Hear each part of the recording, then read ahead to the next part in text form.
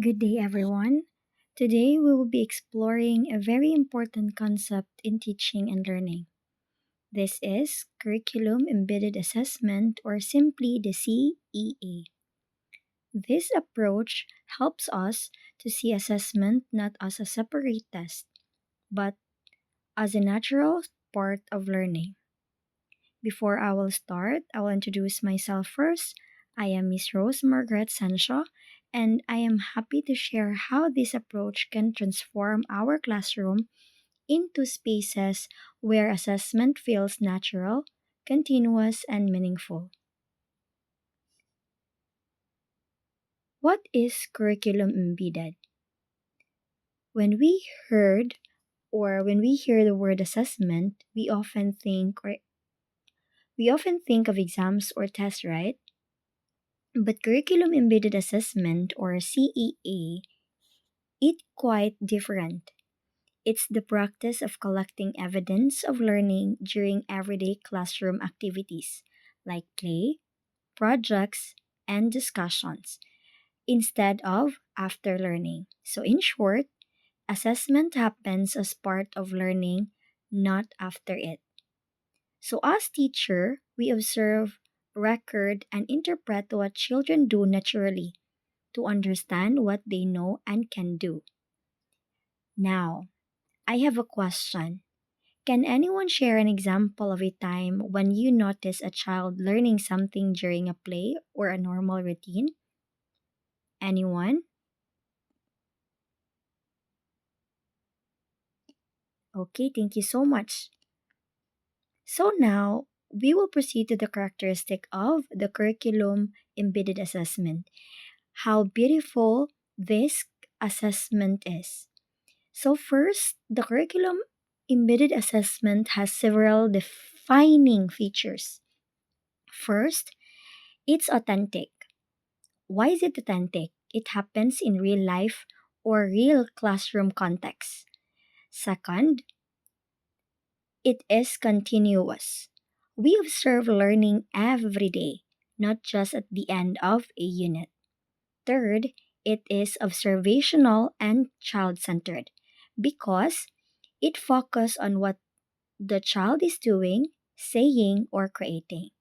And finally, it also uses multiple forms of evidence like photos, checklists, or work examples.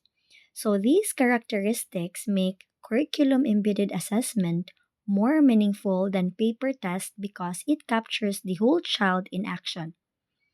Now let's proceed to the rationale of using curriculum embedded assessment. So why use curriculum embedded assessment? Why is this important? So here are the five main reasons. First, it's authenticity.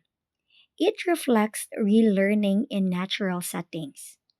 Second, timeliness. We get immediate feedback to adjust our teaching. Third, reduce anxiety.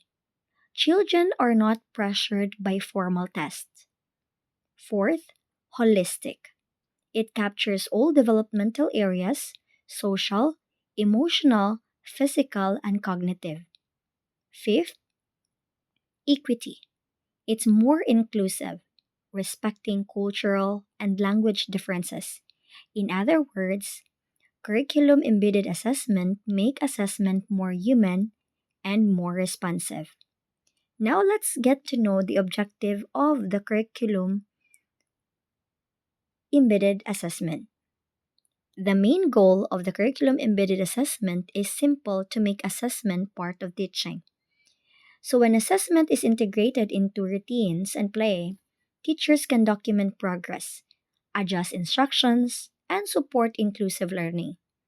It helps us shift how many points did they get to what did they learn and how can I support them next. So that is the objective of the curriculum embedded assessment. Next is the theoretical and the practical principle. You make curriculum embedded assessment effective, there are some guiding principles we should follow. First, we need to start with clear learning outcomes. Second, You need to use more than one form of evidence. Earlier, we gave three photos, videos, and other form of evidences. Make sure assessment are developmentally appropriate at their age, appropriate for also for their needs. Fourth, make observations a routine part of young child teaching. Fifth, use observable concrete indicators. Lastly, you need to record your observations systematically.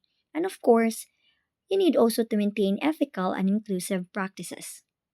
These principles ensure our assessments are fair, reliable, and truly reflective of learning. Let's proceed to the integration with ECCD curriculum. In the early childhood care and development or the ECCD curriculum embedded assessment fits beautifully. Why and in what way? We can align our observations with developmental domains like cognitive, language, or social emotional growth. We can embed assessments into daily activities like circle time, storytelling, or outdoors play. Next, we can also use quick observation tools, and we share results with families through portfolios and learning stories. So this approach helps everyone, not just the teacher, but also the parents and the children to understand learning as a journey. Next is what's the connection of the SDG? There are also there are goals that has a connection with the curriculum embedded assessment. Curriculum embedded assessment also support the sustainable development goals and it aligns with SDG 4 and SDG 9. What is SDG 4? SDG 4 is a quality education and this connects to the curriculum embedded assessment because it promotes inclusive and equitable assessment practice. How about the SDG 9? SDG 9 is the innovation and infrastructure, and it connects to this curriculum embedded assessment. It is because it encouraged teachers to use digital tools creatively, like recording, observation, or designing digital portfolios. So, curriculum embedded assessment doesn't just improve classroom, it contributes to global educational development. Next, these are the example of embedded assessment in play. Let's look how curriculum embedded assessment happens during play. First play context is the black play. We might observe counting, vocabulary use, and teamwork. So they might use the tool for this is the checklist and the short notes. In the role play, what's in the role play? We assess language and cooperation through learning stories. Next is the outdoor play. We also observe gross motor skills or how children follow instruction using the skills checklist. Next is the outdoor play. And next is the art play. Art table, I mean. We look at the fine motor skills and expression through the work samples. Okay, so now, notice how natural and non-intrusive these are. Children don't even realize they're being assessed while they are just playing. Next, now let's link the curriculum goals to assessment. What are the things we need to ensure? So, if we need to ensure the assessment is meaningful, we should link it directly to our curriculum goals. First, we need to identify the learning outcomes. Second, we need to choose the daily context to observe them. Third, define observable indicators. Fourth, design observation tasks. Fifth, score them using rubrics or checklists. This alignment guarantees that every observation connects back to what we actually want children to learn. Next, ensuring developmental appropriateness. When assessing children, we must always consider their age, their abilities, and also their culture. We scaffold expectations from emerging to proficient. We also recognize different ways children show learning, not just through words, but gestures or attempts. We also minimize interruptions and applying Vygotsky's zones of proximal development. It is about supporting children just enough to help them reach the next level. Next is the example mapping. Here's an example from a theme on community helpers. The learning outcomes include identifying helpers using related vocabulary and demonstrating cooperation. Our embedded task. What's our embedded task? Role play with checklist, a drawing and dictation activity, and a sorting game. All of these activities give us authentic data about children's understanding without any formal test. Next is the sample tools. These are the common tools in curriculum embedded assessment: the observational checklist, the anecdotal record, and the performance rubric. The observation checklist, it is you will just be giving a quick 5 minute while the children are playing. Anecdotal, these are the short narratives describing what the children said or did. Performance rubric used to assess communication, cooperation, and vocabulary use. Together, these help us capture the full picture of learning.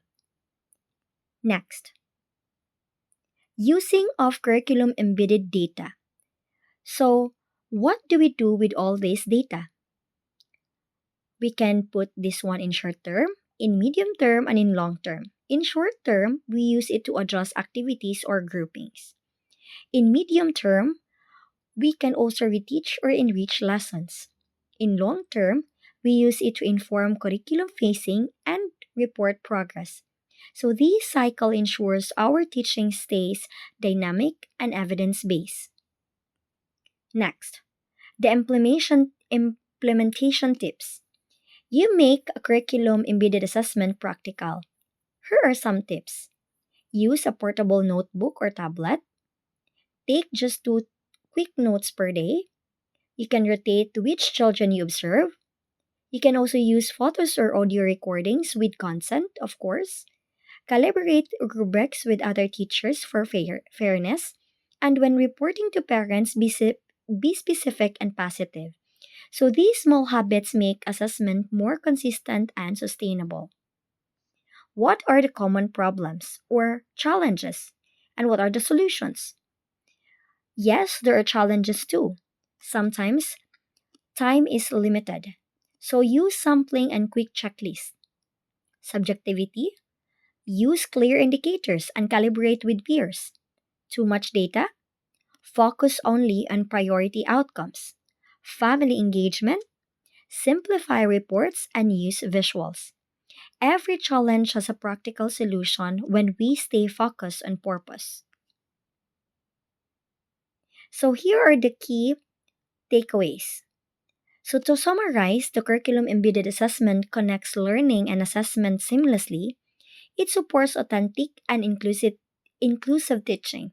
It gives real-time data for improving instructions, and it encourages collaboration among teachers, learners, and families. So curriculum embedded assessment help us see assessment not as burden, but as a bridge to better learning. So I will just leave you a quote that says, in a play, children show us what they know, and in observation, teachers discover how to help them grow. Thank you so much, and that would be all. I hope you learned something.